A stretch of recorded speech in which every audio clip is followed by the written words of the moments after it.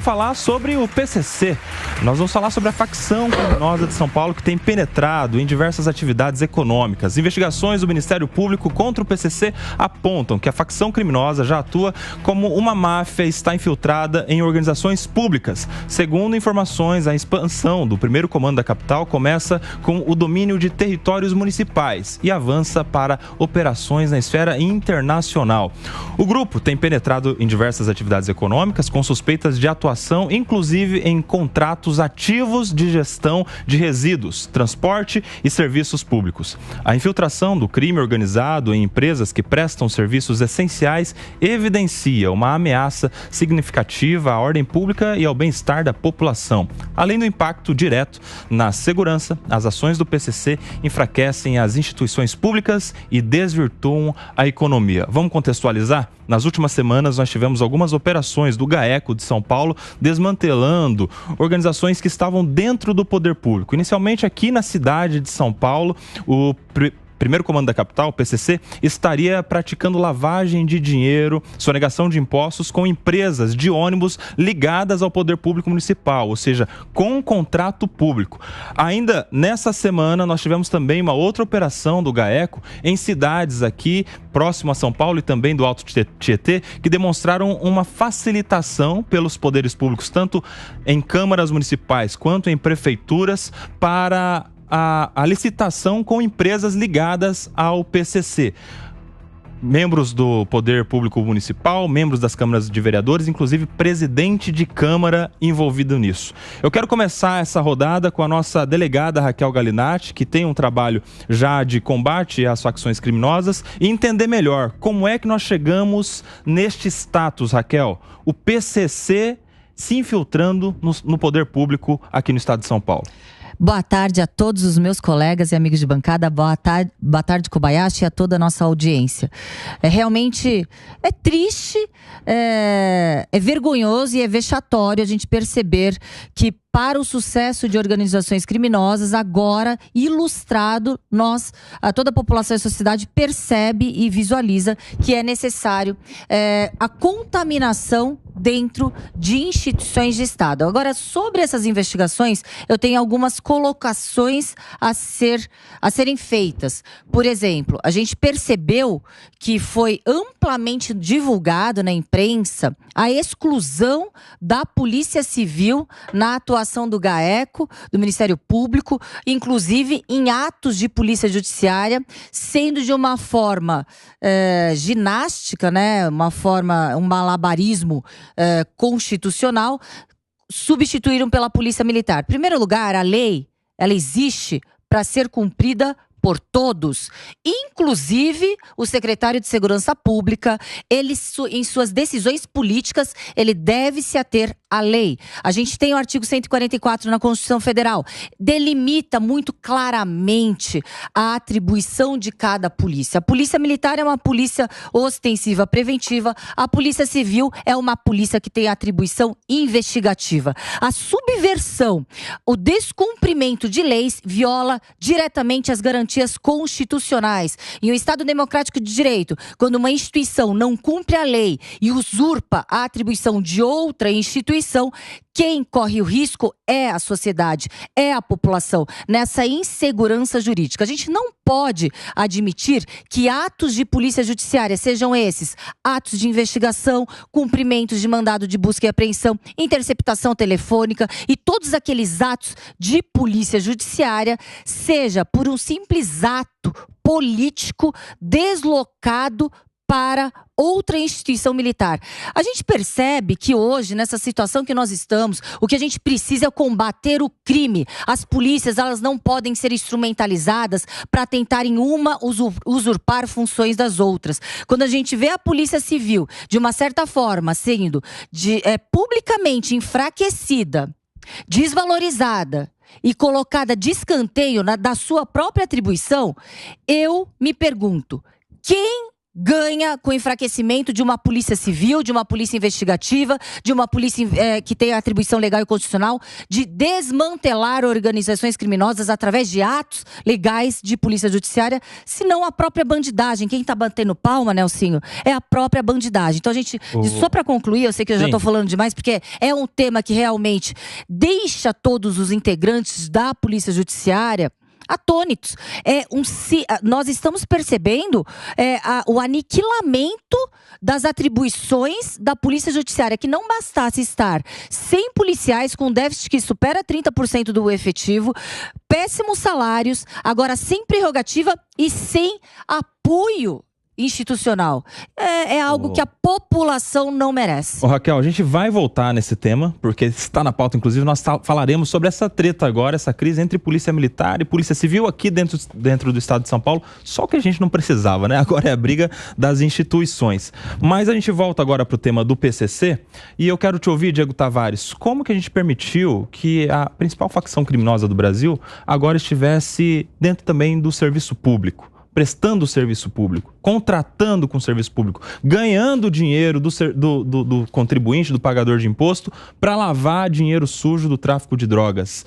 Em que nível nós chegamos, hein? Pois é, Koba, boa tarde a você, boa tarde aos meus colegas de bancada, toda a audiência aqui do Tá Na Roda. E eu acho que isso foi um grande processo de normalização que ao longo dos anos realmente permitiu que as facções criminosas não só atuassem à margem da lei, atuassem ali enfim, praticando os seus crimes, o tráfico de drogas, o tráfico de armas, o tráfico de pessoas, mas que de fato propiciou que elas pudessem penetrar na estrutura estatal ao ponto de nós agora diagnosticarmos o que nós estamos vendo aqui. Firmando contratos públicos, como que você disse, recebendo dinheiro público, atuando agora de forma lícita. Tem suas empresas, tem seus postos de gasolina, seus restaurantes, enfim, diversos tipos de comércio, justamente para lavar dinheiro, para conseguir colocar em circulação o dinheiro da atividade criminosa. Como eu disse, infelizmente isso foi um processo de normalização. Porque quando a gente fala em crime organizado, a gente pensa muito no tráfico de drogas, né? Aquilo que a gente vê no filme, a pessoa soltando rojão quando vê a polícia chegando, um caminhão com drogas. O crime organizado no Brasil é algo totalmente maior, é algo de um tamanho que nós não conseguimos nem imaginar. Haja visto o que acontece no norte do país. Hoje o garimpo ilegal que atua na Amazônia é financiado, é operado pelo primeiro comando da capital, pelo Comando Vermelho. Essas organizações já são gigantescas, eles formam advogados, os seus advogados já formados, eles investem nesses advogados para que passem nos concursos da magistratura, do Ministério Público, formam policiais militares, elegem políticos. Então nós estamos realmente num grau alarmante de participação do crime organizado na própria estrutura do Estado. E com isso vem dados, enfim, que são terríveis, né? Outro dia a gente estava falando aqui a respeito do caso Marielle. Parece que no município do Rio de Janeiro, 57% do território do município já é controlado pelas milícias. Ora, admitir que tem um município, um dos principais municípios do Brasil, 57% operado pelo crime organizado, é admitir que a gente perdeu uma capital. Essa capital já é mais território paralelo do que território sob jurisdição da nossa Constituição. Então, eu acho que se os nossos governantes não acordarem, não adotarem as medidas drásticas que são necessárias no combate do crime organizado, essa situação tende a se perpetuar e, muito pior do que isso, né, se agravar. Ô Wilson Pedroso, você que tem uma experiência de gestão pública aqui, quero te acionar porque eu fico imaginando o seguinte: imagine só uma licitação, que deve ser um processo de lisura, um processo ali para dar pé de igualdade para todas as empresas que querem contratar com o serviço público. E aí, em tantas cidades agora aqui, na região do Alto Tietê, algumas outras aqui mais próximas de São Paulo, essas licitações eram grandes teatros, uns teatrinhos ali, simplesmente para agradar ali empresas para lavagem de dinheiro do PCC, porque foi isso que aconteceu. E com corrupção, inclusive, de agentes públicos. Aí eu fico imaginando, né? Como é que fica, por exemplo, a cabeça agora do empresário sério, do empresário correto, honesto, aquele que viu ali uma oportunidade de concorrer para, de repente, vender também para uma prefeitura, uma câmara municipal, quando ele vê agora uma notícia de que vários desses contratos foram, na verdade, fraudulentos, simplesmente para lavar o dinheiro do crime organizado. Isso dentro da gestão pública de diversas cidades. Diversas cidades. Como é que você avalia esse cenário atual em que a gente vê essa crescente do PCC agora também no poder público? O PCC está sequestrando os contratos, né? Ele não está participando das licitações. O PCC é uma organização que ficou do tamanho que ficou, e não é por conta de gestão pública ou por conta do tráfico de drogas aqui no país. Ele cresceu a partir do momento que ele ganhou mercado no exterior. Você imaginar que hoje o Porto de Santos é uma das principais vias de levar as drogas para fora, mas é aí que eles ganham dinheiro. E foram começando a ter braços no exterior, né? Porque a produção da cocaína não é aqui, eles trazem da Colômbia, trazem da Bolívia, e daqui eles distribuem pro resto do mundo. E essa convivência da bandidagem com o poder público não é de hoje. Isso existe da máfia italiana. Você pegar o Al Capone, foi isso. O Al Capone tinha o chefe da polícia, tinha a polícia, tinha um procurador, tinha um promotor. Sempre existiu essa relação muito próxima entre as máfias e o poder público. O Rio de Janeiro, a gente fica falando de São Paulo, mas tem o Rio de Janeiro também, que a milícia acabou de ser preso. Uma pessoa que é o conselheiro do Tribunal de Contas, um deputado, o chefe da Polícia Civil. Então não é... Corre o risco de São Paulo ficar igual ao Rio, ou o senhor? Eu acho que não. Aqui os poderes, eles são mais consistentes. Aqui os poderes são mais sérios. Eu tenho um sentimento de muito respeito pela polícia, pelo Ministério Público, sabe, pelo Judiciário. Agora, gente ruim tem em tudo quanto é lugar. Gente ruim, tem advogado ruim, tem médico ruim, em qualquer lugar tem esse tipo de gente. Acho que aqui em São Paulo nós ainda estamos preservados de pessoas melhores do que pessoas ruins. Muito bem, Pacheco. Vi que você discordou em algum ponto aí da fala do senhor. Bem-vindo, boa tarde. Nelson Kobayashi, boa tarde. Boa tarde aos companheiros que estão aqui na roda. Boa tarde aos nossos ouvintes e telespectadores. Eu mais concordei do que discordei da fala dos colegas. Fiquei muito feliz. Falei, hoje a gente vai ter um domingo bacana. A primeira fala foi da nossa querida delegada. E eu falei, nossa, eu concordo com tudo. O Tarcísio está desvirtuando totalmente as funções da Polícia Civil e da Polícia Militar. Sei que a gente vai discutir isso mais para frente. Agora, sobre essa questão do PCC e de outras organizações criminosas, Comando Vermelho, Amigo dos Amigos, etc., o que eu penso é o seguinte: nós temos um grande problema de segurança pública. Não é só o problema dessas facções criminosas, elas são apenas uma ponta dentro de algo de um iceberg que é muito mais gigantesco.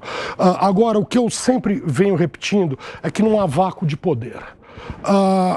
O poder público não presta atenção nas penitenciárias. Prendem mal e prendem muito. A pessoa que é primária, e também sei que voltaremos a esse tema, que é primária e vai presa a troco de nada, o que ela ganha? Ela ganha um curso intensivo, uma faculdade no crime dentro da cadeia, porque o crime vai amparar a família dela, vai amparar essa pessoa que está presa. Então, o crime organizado ele vai com seus tentáculos indo para todos os lados em que o poder não alcança. A pessoa não pode estudar. Nós temos uma educação muito falha no Brasil, desde a educação primária até a educação superior. Aonde o PCC vai? Ele vai te dar educação, ele vai te formar bacharel em direito e você vai ser delegado, promotor ou juiz a soldo dele, a soldo do crime organizado. Isso acontece, isso tem acontecido. Infelizmente, Nelson, é uma barbaridade.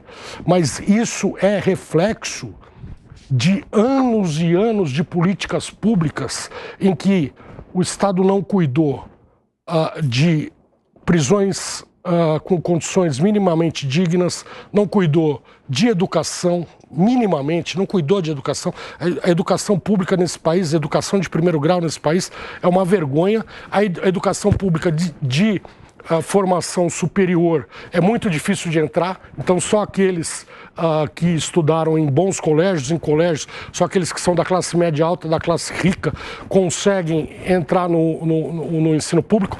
Claro, feita a exceção que de anos para cá, desde a criação de programas pelo governo federal. Pelas cotas, não só cotas, mas FIES, Enem, facilitaram que as classes menos favorecidas ingressassem em universidades. Mas, enfim, é um déficit total, é um déficit de políticas públicas e elas são substituídas pela política do crime organizado, que vai lá e ocupa. Hoje o PCC é maior do que qualquer máfia, é maior do que a Drangheta, que é na Calábria, é maior do que... Tá concordando, Raquel? É maior do que tudo, eles estão em todos os lados. E por que essas empresas? Para você dar uma fachada lícita no seu negócio. Porque não adianta você ganhar dinheiro se você não puder gastar. Para você poder gastar o dinheiro tem que estar limpo. O dinheiro tem que estar ali, declarado no imposto de renda, para você poder gastar bonitinho. Como é que você faz isso? Lavando o dinheiro. Isso é lavagem de dinheiro. É pegar o dinheiro sujo e transformar ele em dinheiro limpo. Como é que você faz isso? Você monta uma empresa legalizada, ela faturou R$100 mil no mês, você alavanca esse faturamento, coloca lá que ela ganhou R$500 mil no mês. Você lavou 400. Que era do crime. Então, isso é uma coisa simples, antiga e clássica. O crime organizado, tudo que ele quer é criar tentáculos no mundo legalizado para poder utilizar do dinheiro que é ganho. Não adianta você ganhar dinheiro e não poder gastar. Quer dizer, então se engana quem pensa que o PCC tem só biqueira, tem só ponto de tráfico de drogas. O PCC tem posto de gasolina, tem empresa de ônibus, né? Tem empresa de fornecimento de aquilo que eu falo, Nelsinho. O grande traficante, o cara que está por trás de tudo, estou falando aqui só de tráfico para dar um exemplo, mas os crimes são outros tantos e volumosos. Ele não mora na favela. Ele não mora na favela. Ele é teu vizinho. Ele mora no teu bairro, ele mora nos Jardins, ele mora no Itaim Bibi, ele mora no Morumbi, ele mora no bairro... Miami. Ele mora em Miami, ele mora em Punta del Este. Ele não está ali na favela. Na favela está o cara que é o office boy do tráfico. É o office boy do tráfico. Então, enquanto as políticas públicas forem no sentido de combater os menores resultados a gente vai ter. Isso vai se perpetuando. Agora, Jesualdo Almeida Júnior, como é que a gente resolve esse problema? Koba, boa tarde a todos os colegas de bancada, boa tarde a quem nos assiste. Há uns anos atrás, houve uma capa de uma revista, a manchete era assim, PCC-SA, o que já dava a conotação da organização econômica dessa instituição, se é assim que podemos chamar. Em 2005, o PCC tombou todas as cadeias, teve enfrentamento com o Estado, e ele viu que não era interessante enfrentar o Estado, mas cooptar o Estado. E a partir de então a gente vê todos esses contratos feitos, e aliás, em outros tentáculos também. Segundo investigações, e eu conversei com alguns promotores sobre isso, no mundo da saúde, dessas operadoras de saúde, existe também vários tentáculos do PCC. O PCC hoje é altamente organizado, tem fabricado profissionais para que cooptem, para que participem deles nesses momentos onde mais tem dinheiro disponível na corrupção pública, e é onde eles estão entrando. Eu só não sou tão otimista quanto o Nelsinho. Nós temos 35 anos de PCC. Foi com o Carandiru. Olha o quanto cresceu em 35 anos. Tanto espaço público que ele ocupou. Tanta gente que ele trouxe. E hoje, por essa distorção social que nós temos, os menos favorecidos muitas vezes procuram o crime porque o Estado e o meio privado não lhe dão oportunidade. Então eu imagino que se nós não tivermos um combate intensivo, um debate claro, com a clara divisão do que é polícia militar, do que é polícia civil, essa divisão constitucional, nós teremos um crescimento cada vez maior do PCC e ocupação de espaço público com toda certeza. Diego, isso pode não apenas se igualar ao Rio de Janeiro, pode inclusive passar o Rio de Janeiro. Jesualdo, apenas lembrando que a mais antiga, né, das organizações criminosas bem conhecidas, de grande vulto, é o Comando Vermelho. E o Comando Vermelho está fazendo 50 anos. O Comando Vermelho ele vem do fim dos anos 70, ele tem 40 anos, 45 anos. Os porões da ditadura, né? Aprenderam Exatamente. técnicas de milícia com aqueles que estavam presos pela Quando ditadura. misturaram presos políticos com presos comuns, os presos políticos ensinaram, né, naquela visão, não, vocês têm que combater essa sociedade que está aí, essa sociedade capitalista. E eles foram, isso é o que se diz, né, que eles foram instrumentalizados justamente por esse pensamento de, vocês precisam se rebelar de alguma forma, né? Esse pensamento rebelde. E justamente, eles é como se fosse uma revolução, porque criou-se um Estado paralelo no Brasil. Concordo plenamente. Meus amigos,